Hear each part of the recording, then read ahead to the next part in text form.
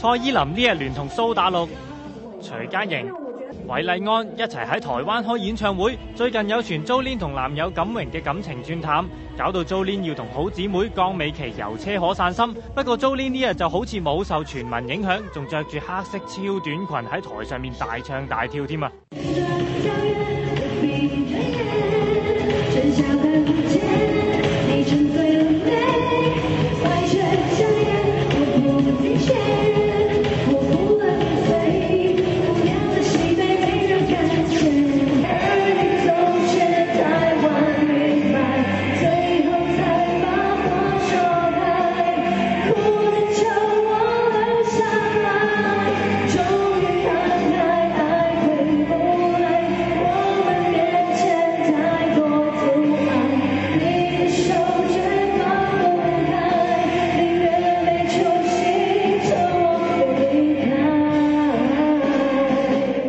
雖然唔似得 Jolin 咁有強勁嘅舞蹈，不過蘇打綠嘅出場，台下嘅氣氛依然高漲啊！